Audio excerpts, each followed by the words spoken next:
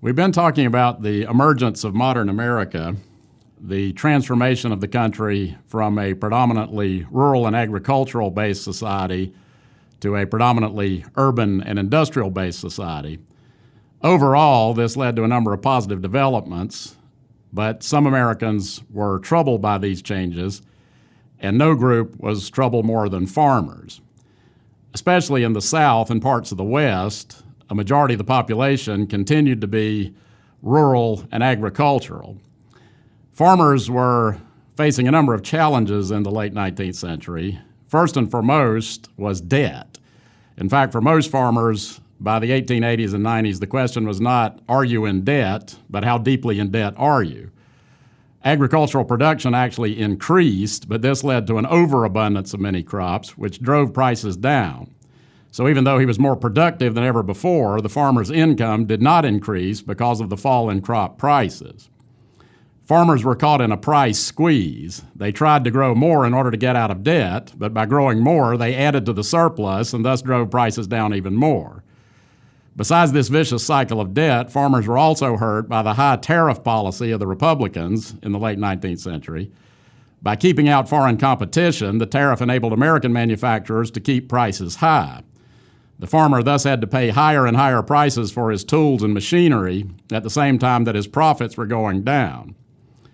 The tight money supply was another grievance of American farmers. The money supply simply could not keep up with the expanding economy. Eventually, farmers seized upon currency inflation as the main cure for their ills.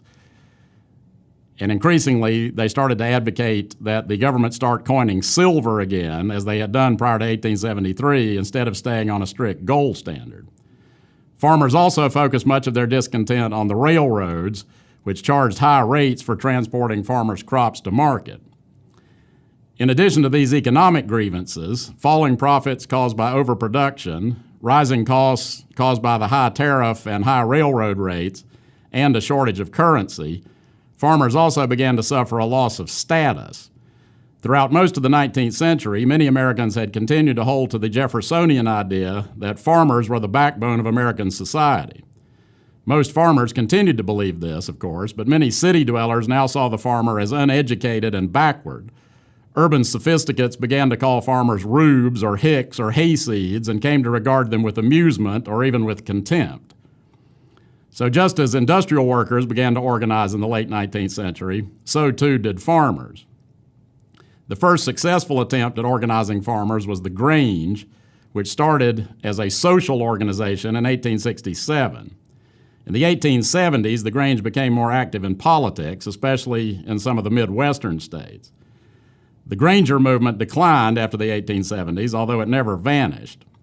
In the 1880s, farmers began to join more militant organizations, which took on the name of the Farmers Alliance. There were really two alliances, a huge one in the South and a smaller one in the Midwest. The Colored Farmers Alliance, which claimed over 1 million black members, was loosely affiliated with the Southern Alliance. The alliances soon turned to politics. The Southern leaders moved to take control of the Democratic Party from the conservatives, while Western leaders moved toward forming a third party. Alliance-backed candidates did remarkably well in the 1890 elections, and their success led to the formation of the People's Party, or the Populist Party, in 1891 and 92. Westerners took the lead in forming the Populist Party. Southerners originally hung back because they hoped to achieve their goals through the Democratic Party, but they were soon disillusioned by the conservatism of the Democratic leaders and decided to join the Westerners. The populist leaders realized that if they were going to be a true People's Party and achieve national success, they would have to win the support of industrial workers as well as farmers. The Populists held their first party convention and ran their first candidate for president in 1892.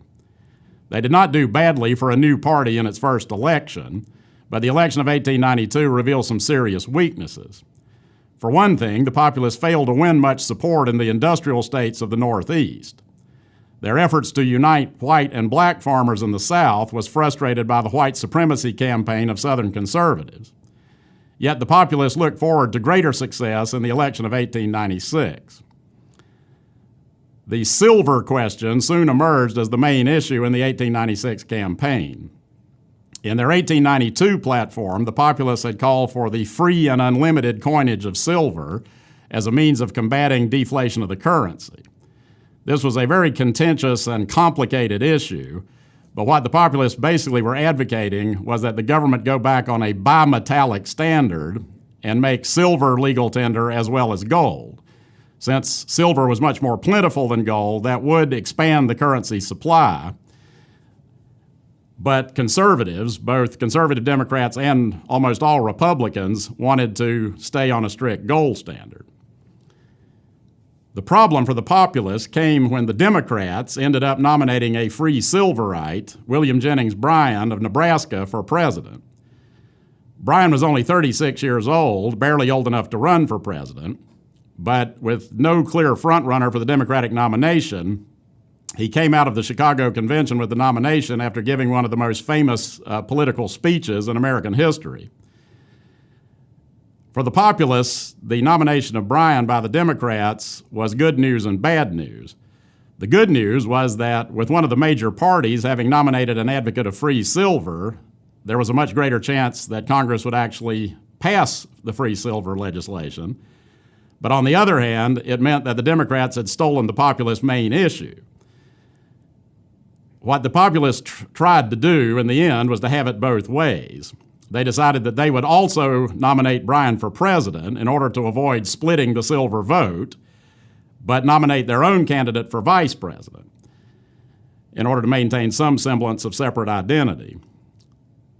The Republicans stood firmly behind William McKinley of Ohio and the gold standard. The election of 1896 foreshadowed the future of American presidential politics.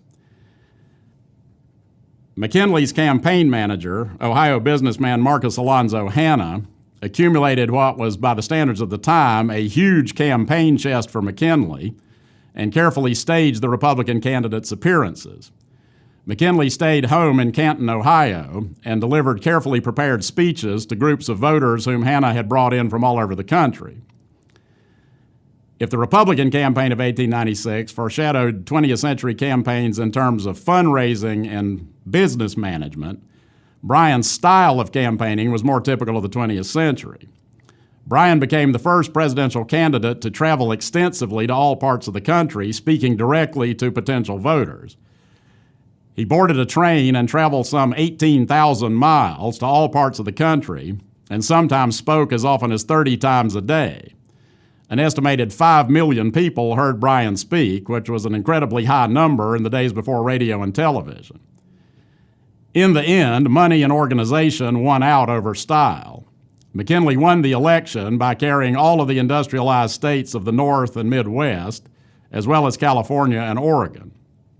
Bryan carried all of the South and the mining states of the West, as well as 4 of the Great Plains states, but he came up several 100,000 popular votes and almost 100 electoral votes short. He attracted no significant support among industrial workers. Industrial workers in the North were turned off to some extent by Bryan's evangelical style, but also threats and intimidation were used to keep industrial workers from voting for Bryan. So the Populists went down to defeat with Bryan in 1896 and never really recovered. Bryan, a young man, would live to fight another day. He'd run for president 2 more times, though he would lose both times. The Democratic Party was down, but certainly not out. They would recover. But the Populists never really recovered from their defeat in 1896. The triumph of McKinley over Bryan in 1896 represented the triumph of urban and industrial America over rural and agrarian America. Ironically, though, the Populist call for inflation of the money supply soon was answered, but not by free silver. The discovery of new gold fields and improved methods of extracting gold from ore led to a large increase in the supply of gold bullion and a corresponding expansion of the currency. Moreover, many of the Populist's other goals, such as a graduated federal income tax and the direct popular election of United States senators, would also be achieved, but only after they were taken up by urban middle-class reformers in the early 20th century under the guise of progressivism.